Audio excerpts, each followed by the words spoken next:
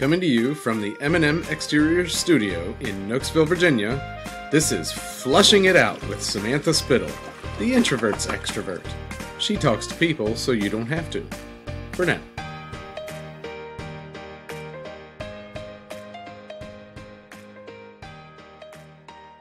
So you mentioned this at your presentation, and I forgot to ask earlier. Why not do regular, like, nail salon waxing on your, just go in and do that? What's wrong with that? I don't want to make a blanket statement in general. So not all nail shops or salons are created equal. So some of the people that work there are fantastic at what they do, and they're fully licensed and insured and all of that fun stuff. The problem is that waxing in general is a very, it sounds like a problem, but for me it isn't. It's a very profitable industry. Oh. So waxing is by far the most profitable service that I offer. Oh. As far as the cost of product to do the job. So the overhead is very low. Oh, and really what people are paying for is the skill involved. So, and that took a minute for me to really, like, be okay with the fact that I'm like, okay, it might only cost me X amount to do this service, but I'm charging this.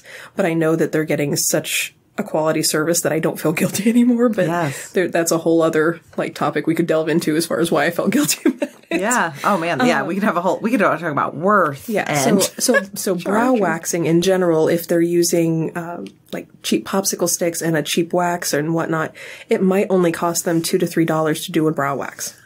And they can do it in like 5 minutes and less. Yeah. So they like to add it on, and they tend to hurry through it. Yeah. And they might not be, they're not specialized in waxing.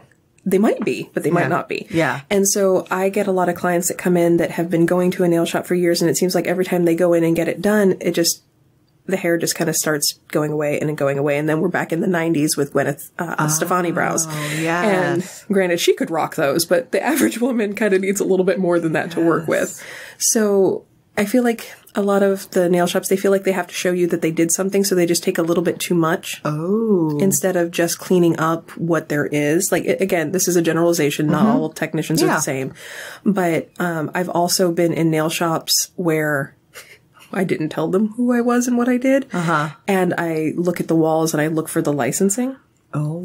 And so there might only be one person that has been licensed to do waxing, and then they come back and they teach everybody else, and they think that that's enough. It's not something you want to wing. Yes. It's just not something that you want somebody to just slap that wax on there and go, because that's how you end up That's how my friend ended up with half an eyebrow. Exactly. Like I said, it's true though.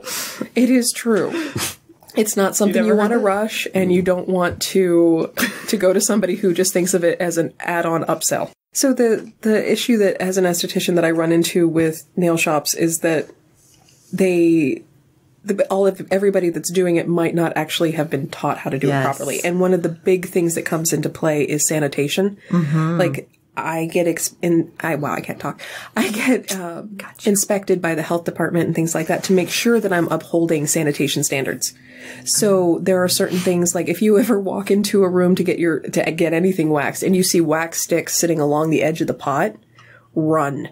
Because that means that they're reusing the sticks on every client. And so if you happen to have like a surface bacteria on your skin, because we all do, that is completely benign to you, it could be extremely toxic to me. Oh. Our own personal flora doesn't always play nice with everybody else's, which is why you always wear gloves, why you use all disposables, and you don't ever double dip the wax. I remember for my friend's wedding, Ashley from Maryland, she was going to go into a room and get her eyebrows waxed before her wedding, and I went to walk in, and I saw the wax sticks sitting around the room, and I grabbed her off the table, and I'm like, "You're not doing this." I'm like, as your friend, no. Not today, You're Satan. not getting herpes for your wedding. Because anything that you don't know who's been waxed before. Yeah. And, something that is completely benign, like I said, to one person isn't to the next. And the wax is not hot enough to kill off those germs and bacteria. Ugh. And if it is, it's too hot to put on your skin, and you're going to burn somebody's eyebrow. Happened to my friend as well. Exactly. It's a very easy thing to have happen. So if you're going to have somebody violently rip hair off of your body, go to somebody who that's their niche. Yes. See, once again, this is one of those things, like, if you do not have this conversation, you don't know. Yeah. And like I said, not all nail shops are the same. Exactly. It's not their focus. Yeah. So it's good to have what do you look out for? Yes. So awesome. Tell me about touch, because we talked about how we live in a very digital society and no one touches anymore, and appropriate touching. Appropriate Let's touching. keep it above the board phrase there. But, like we've had, guests and whatnot, and we've talked about, the power of the energy and the touch and things like that. So what have you seen with people, like when you connect with people like that? The most obvious place is in facials. If I am able to connect with a client, like I'm not big into the woo-woo side of things. Like I'm not a Reiki practitioner or anything, but I do acknowledge that those things exist. So I just know that for me personally, I've had clients come in who they didn't even know that they just needed somebody to hug them. And I know that sounds bizarre, but But we read that within 20 seconds. It takes 20 seconds of of touch of a hug to release dopamine or something. I believe like that. so. Yeah. So when I do a facial, I'm just basically, I'm washing their face basically for an hour, but from like the neck up. So there's a lot of trigger points and tension that can be held from here up because of all of the different muscles in the face and the skull and the neck. There's so many tension points, and people don't realize that they hold it there. So during a facial, you can literally feel, if you connect with them at the right time and find everything, like if everything has to be kind of come into alignment at once sort of a thing. And you can literally just feel them sink into the table. And you're like, oh wow, there they go. They're going to feel fantastic after this. And that is a super gratifying feeling, because it's like, yes, I got you. So that's a great point. One, I'm like, all right, sign me up. But, but I want to hear, so, I was describing to you before that, like, okay, what I love about the podcast is that people can have conversations with you that wouldn't normally. So you just said something that I was like, okay, let's dive into this. So as a very selfish person, myself, as we all are, I love like massages and things. I love being cared for. Okay. Yeah. I love there's nothing wrong with knowing that about yourself. I love people caring about me. Okay. This is why we're good friends. Exactly. Like, please care for me. So I've always found it interesting that, like, how can you be happy, like when someone gives a massage, because you're working the whole time. So what do you think it is about that? Yeah. The motions are very repetitive in order to kind of put the person at ease, and it makes it more soothing and relaxing. And to be honest, it's almost, I want to compare it to something like Tai Chi, where the motions are very relaxing and rhythmic. So it's just as relaxing for me sometimes as it is for my client. Like sometimes I have to step on my own foot or something like that, so I don't get too zoned out. So you're I'm not even gonna lie. The facial expressions that estheticians make when our clients are on the table and we're trying not to sneeze or cough or fall asleep must be pretty hilarious sometimes. But every job has its hardships. Yes, we all have our cross to bear. Yeah, that's interesting. So I like that. I think that I like knowing that about people, because just you take it out of the context of like with your job and what you're passionate about, but like, when we let other people care for us, it can actually be a blessing to them too. So that's a good reminder. For me, like I said, I find it very, very satisfying, and it makes me feel good about my day. Like I was able to help somebody, because I have a serving sort of personality type. I always have. Yeah. So if I'm able to take care of somebody in some way, shape, or form, then it makes me feel better about my day to day. Because I think that a big part of it is like my background, my family is very unconventional is probably the best way to put it. So both of my parents were very introverted. So like from a young age, I was very much on my own. And I think I've kind of sought out a family and built my own out of my people. That's why I always joke that I collect people. It's you and I said that same thing. Yeah, completely true, because I want that big family. And it's not that like my childhood wasn't traumatic or anything crazy. It was just both of my family, all of my family members are introverts. And what do you think you are? I am, well, I've actually been tested. I know that sounds weird. I am an INTJ female. INTJ. But I have a caregiver personality type, which is a very awkward thing to be. That is interesting. So I tested in 8th grade as an ENFP, but This is why we get on. Yes. So for everyone listening, this is Myers-Briggs, which then I read a whole book, and oh my gosh. There's so many. I'm such a liar. I did not read a book. I listened to the audio version, and I listened to about an hour of it. An hour of it. And it was about how Myers-Briggs was started by a mother-daughter thing and how it was based on all this theory. Well, that's what any book is based on. That's what all psychology is. Yeah, it's like, we have a theory. Let's see. Yes. So it just was interesting. But point being, I've retaken it on the online things all the time. But I want to go back and take like the one I did in 8th grade, which was like, huge booklet and everything like that. Because I think I answered some of them the way I knew you should answer it. Because that makes sense. Part of my background is like, there's a right way to do things, you know? And so in my current life, it's kind of like, there's a best way to do it. There is. Why wouldn't we do it the best way or something? And so I kind of know now that I know myself more and more honest, like I bet I answered it with how I thought I should. But anyway, with the introverts extrovert, I was thinking about that. Like, I've always felt like, okay, yeah, I'm definitely an extrovert. I've titled this the introverts extrovert to explain that I will be the extrovert on behalf of the introverts, And we appreciate that. Yeah, you're welcome. You're welcome, everybody. But I realized I need a lot more decompression time than I thought, because I've watched a lot of Netflix since we got Netflix. And that's personal time for me. And that's okay too, because I know that if I remember correctly, I am a 52% introvert and then like 48% extrovert. So I can flip mine on and off when I need to, which is why I'm able to invade people's personal space for a living. Because if I didn't have that, there's no way I could do this. Yes. And I feel like everybody has it's a scale. Yeah. You can be an extrovert in some situations, which you're in your comfort zone or whatnot, and then you might go back to the introvert when you're not. It just depends on what your comfort zone is. It's funny because I've lived here now in the same place for over 12 years. And even with like the current, with work and networking and things like that, I see the same people. And so it's definitely that comfortable extrovert. But if I go to a new place where I don't know anyone, I'm not going to be walking in the same way I walk into a meeting where I know everybody, so totally get that. That's an interesting. I'm really good with, like, I feel like I'm an extrovert if the group is like 4 or less.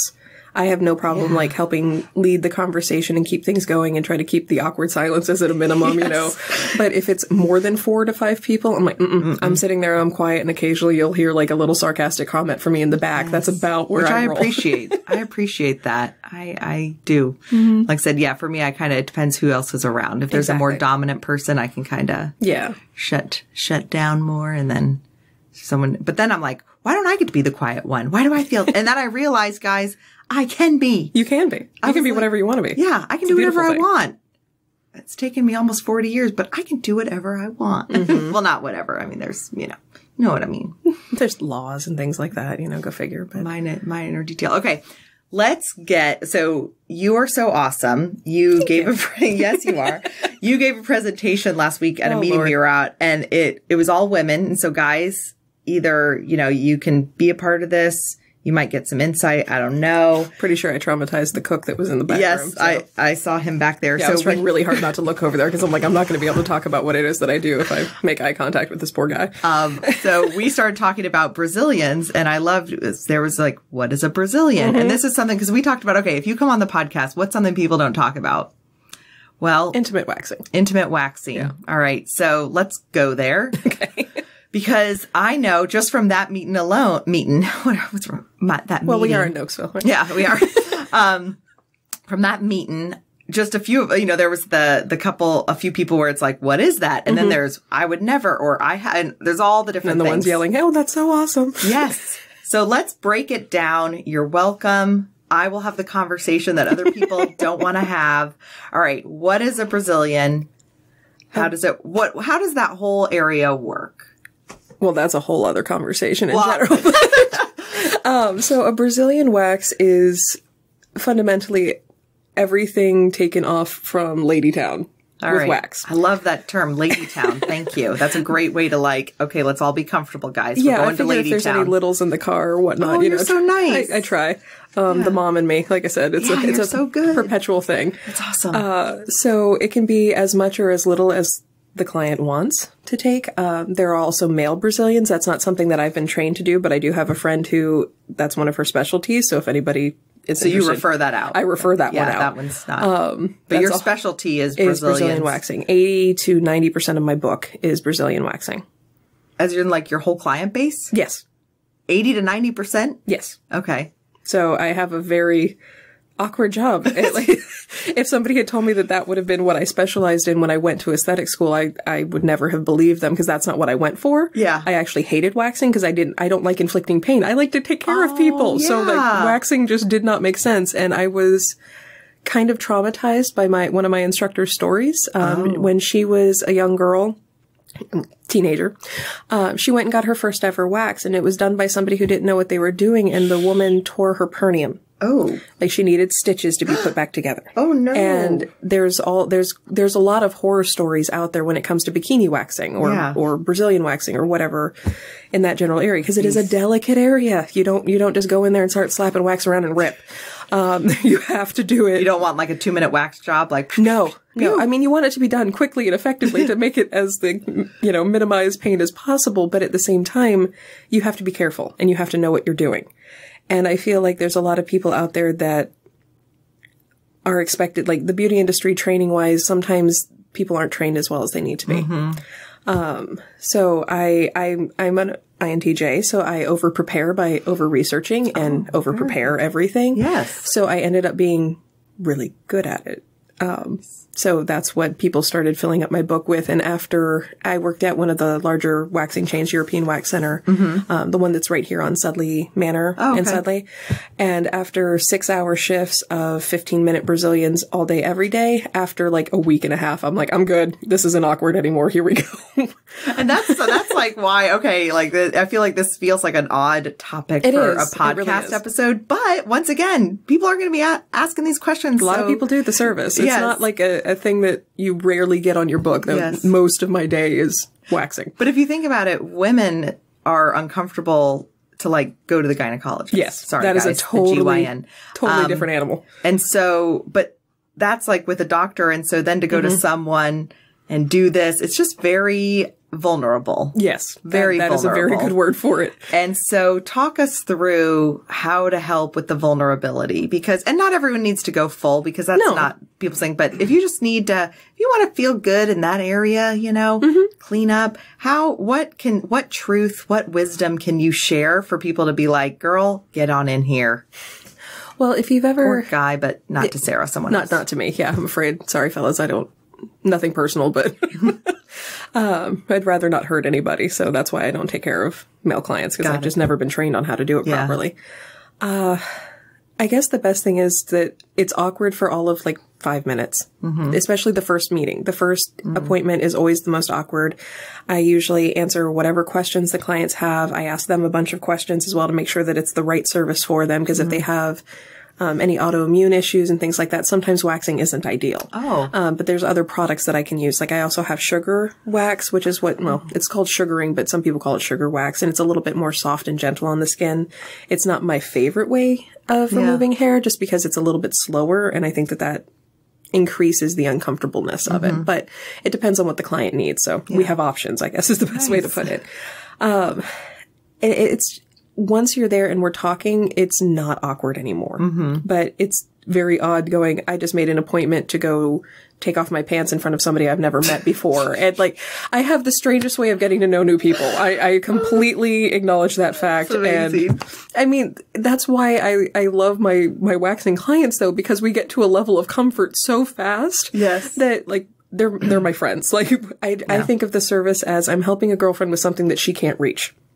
That is an amazing way to put it. Yeah.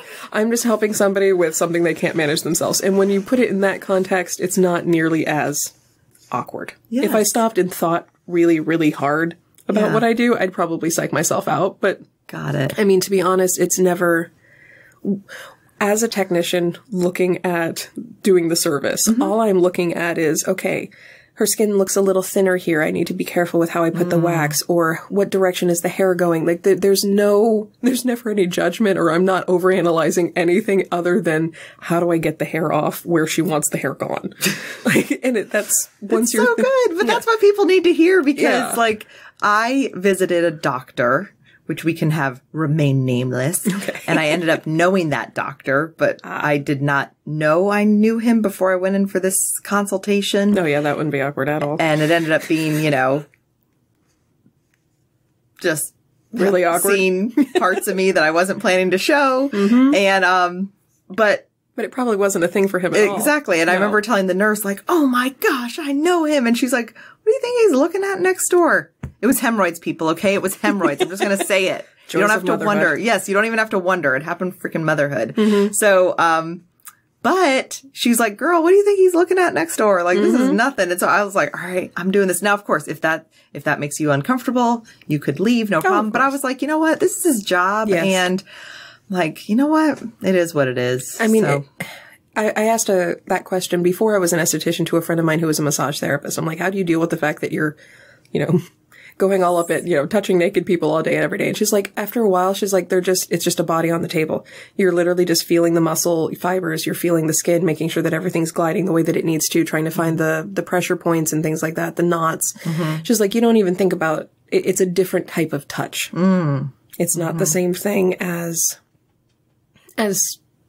casual human interaction touch. It's more clinical, but less clinical than the doctor. Because I feel like doctors have to maintain this kind of super professional persona where they act like you're not really there.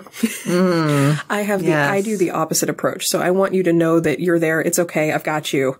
And you don't have to be stressed out. Like, you're okay. Yes. So that's a good point. Kind of that, separate. That's interesting. What do you want women to take away? Why, if someone's like, I don't need to do that, what do you think women or men, but especially women, need to hear? It isn't whatever ideals you have about Brazilian waxing. It's probably wrong. A lot of my clients have come to me for like the more obvious reason, like spicing up a marriage or a relationship that's got kind of stagnant. It says like, let's change things up a little bit. But 90% of the women that come in, they come in because of hygienic maintenance for themselves. It makes them feel better. It sounds a little odd, but like if you're sensitive to razors and you like swimsuit season, things like that, and you're self-conscious about it, waxing is definitely preferable. I know that I can't shave. Not to overshare or TMI or anything, but welcome to the club. Girl. Yeah, my skin to TMI club. I'm not TMI commenting on my grooming habits just yet. That's fair enough. If I shave even my underarms, I get serious irritation. My skin doesn't like it. And then when the hair grows back in, it's a little bit more, I call it like the rough side of the Velcro. Like it's rough and it just doesn't feel good. But when you wax, you're pulling the hair up from the root, so the hair grows in finer. So it's not as noticeable. And like I said, from personal experience, I just feel tidier if I do. So that's what most women come in and get it for. They may have started out for the more intimate reasons, but they keep doing it for them. Yeah. So that's interesting. What have you seen? What have you learned? What have I seen? Well, actually, yeah. I've seen a lot. If you want to share anything you've seen, I'm sure people have those questions. But I also respect HIPAA. Yes, very much and so I will say that every single client that comes in for the first time thinks they must be the hairiest person I've ever encountered in my career, and I promise you, you're not. Like, we're all very different in that general area. Like, we're all very unique. And everybody is self-conscious about it. So and don't be, because I promise you, like, boom, take away. Yeah. Dude, just boom, don't be. There you go. My friend, he always is like, you always are like, say that one more time. So I feel like for years I can be like, say that one more time. Everyone thinks they're hairier. They think they're the hairiest client I've ever seen, but they're really not. Perfect. And don't be as self-conscious, because I promise you, we all have the same basic beds. Let's just be real. So it's not that different. Interesting. That's it's so great. Great, great, great. Okay. So women, like I said, we'll focus on women for today. Why take care of yourself? I loved what you said in the beginning I loved what you said earlier about women needing that we don't take enough care of people. So we don't take care of ourselves. Oh yeah. I'm sorry. We're so busy. Thank you. So what you said earlier about women take care of everyone else but themselves. So generally speaking, how can they finally bite the bullet to come do something for themselves? Just wanting to, just making sure that they take that 20-minute appointment or that, hour-long facial appointment. It's an hour out of every month, maybe, for self-care. And it's more accessible than you think. There are a lot of high-end resort sort of spas, and that's that part of my industry is, I knew that wasn't where I belonged, though. I always use the word bougie, like it's kind of a negative, and it's not really not. It's just a different demographic than what I personally feel comfortable in. Probably because I don't come from a bougie background. My target demographic client is a working mom or a young professional mom or just a young professional woman trying to figure out who she is as a woman. And a lot of times they don't know how to do something for themselves, or because again, that's not something that I feel like we're really encouraged to do. Yeah. I know that for me growing up, I have an older sister with a disability, and most of my childhood was focused on taking care of her. Like not that I wasn't like an in-home nurse for my sister or anything like that, but you did stuff that other kids didn't have to deal with. Yeah, that didn't have to do. Yeah. So I felt like I was always supposed to take care of everybody else. And, you know, now as an adult, I get personal gratification from doing so, but I felt like I was kind of trained to do that in a certain way, I guess. It's hard to articulate exactly. But. Well, that reminds me, how do you do self-care for you then? If your self-care is doing for others, trigger point. Yeah, really, I see it. Really bad about taking my own advice. I have a couple friends who thankfully are in the industry, and I go to them. I have an amazing friend named Stephanie Mulligan who owns Trifecta Bodyworks, and she works out of the Basler Chiropractic Clinic. And she is one of the most amazing massage therapists I've ever encountered. Awesome. Like that, remember the floaty feeling where I'm like, haha, I got that client, and they finally relax. She can do that to me in about 20 minutes. Yeah. And I bet it's hard for you to go there because you're really, really hard. Yeah. I guess probably because I'm used to doing the touching, accepting touch is something that I'm not the best at either. Because again, I am also an awkward human. So, you know, I always joke that the reason why my clients can feel less awkward is because I'm already really awkward. You're like, I'll see your awkwardness and I will raise you. Exactly. I will raise you that awkwardness. Yeah. So it's kind of hard to, like, they're like, try to put me at ease, and then, haha, you can't be uncomfortable if you're trying to make me feel comfortable. Psychological trick. Oh, see? Brilliant. Yeah, it works though. Brilliant. That's kind of, well, that's, you know, that's kind of like what I feel like, I don't know if you'd call it technique or what, but like, let me put all my stuff out there. Yeah. Cause then, you know, you don't have to worry about your stuff. I'll be awkward and I'll say the weird, inappropriate things, and I'll take one for the team. Don't worry. I got you. But yeah, I've got Stephanie who takes care of me, and then another good friend who does, shiatsu shintai. And so she and I will trade facials for sessions, and, Liana, who now works with me as a part-time massage therapist. So if I'm desperate, I can hit her up too. But nice. Yeah. Get some. But you need me time too, you know? I do. That's the thing. Yeah. I do. I don't do a ton of things for self-care because there's not a whole lot of time left in the day after everything, but I like to read. I like to play video games, things that kind of let me mentally disengage from the world for a few minutes, and that's usually all I need. Yeah, that's nice. Yeah. I'm a very low maintenance person considering what I do for a living. Yeah. But, know thyself. Yep. It's a big thing. Jeremy, do you have any questions, follow-up? How was that conversation about the Brazilians? Did you feel awkward and uncomfortable? I did feel awkward. Yeah. And fairly uncomfortable. Why is it called a Brazilian? Because I don't know if this is something that we really want to go down. It became popular in Brazil. Okay. So not Mardi Gras. I can't think of the... Carnival. Thank you. I only know that because I watch Rio with my kids. I love that movie. Yeah. So Carnival, the costumes, traditionally speaking, are very scanty. So it became named. So there was the bikini line, which is anything that would show out of a typical swimsuit. And then, you know, it kind of started going deeper from there. So most people are familiar with things like the landing strip and whatnot. So it's just a deeper bikini. And then in Brazil, it became popular to just take it all. Deeper as in less fabric. Yes. Yes. Okay. Yeah. Yes. That is the way to put it. So there's less hair also. Yes. Yeah. And the Brazilian is just, it takes everything. So that's why I believe why it's been coined that. Nice. Yeah. I did not know that. Every place that I've worked, they've called things a little bit different, but yeah. Interesting. Mm-hmm. Yeah. That's why I came up with the names that I did. So I have the bikini line and then the Brazilian, which most people know those two different things. And then, again, the friend Ashley, she came up with the name for the service that I call the in-betweenie. So it's anywhere in between the bikini line and the Brazilian. The in-betweenie. The in-betweenie. I love that. Yeah, so it's like, where do you want hair, where do you don't? And that's all I need to know. So when we were at our meeting and you did a presentation, I was like, thought I was making a joke because I was like, I just want to come in and be like, do whatever you think's best. And I've had that happen too. No one in the crowd was like, I think they were like, oh, Sarah, yeah. Do you do that? And I was like, do that. Yeah. Guys, I was yeah, you were joking, but no, legitimately, I've had clients go, I don't want everything to be gone, but I don't know what I should do. What should I do? That's good. And I'll look at the hair growth pattern. And if their hair is like the typical hair growth pattern, which everything kind of like goes in and hair follows the curves of the body, the triangle shape works well. And like, or landing strip, again, it just depends on how the hair grows. But if you have hair that points in one direction and I try to force it to point the other way, it doesn't work. So I got totally humbled then and now. Yeah. Like, dang, there's really a science to this. There really is. There's a lot that goes into it and making sure that you're doing it well.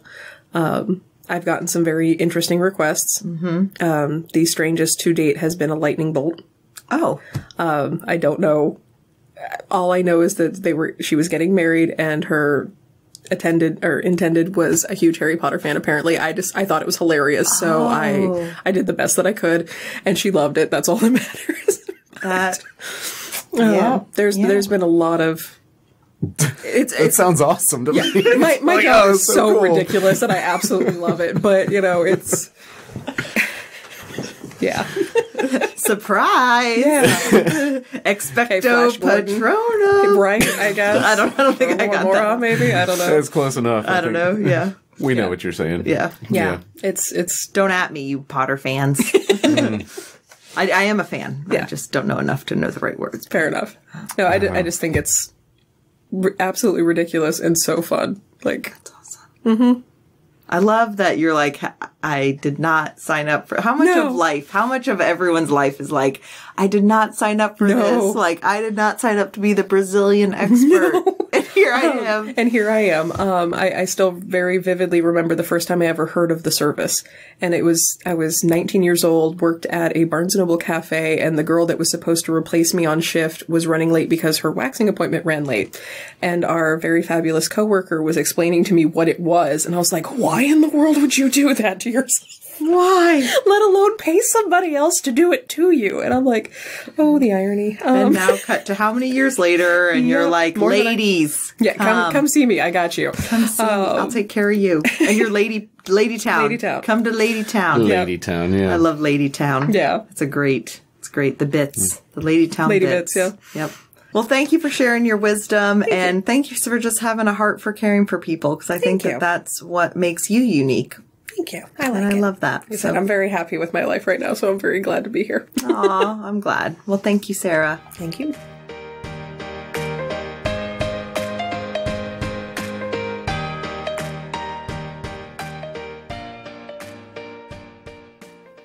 And that's a wrap for now. Thanks for listening to Flushing It Out with Samantha Spittle. Music provided by twinmusicom.org. Song titled Night at the Dance Hall. Sound editing by me, Jeremy Spittle. A special thanks to our studio sponsor, M&M Exteriors.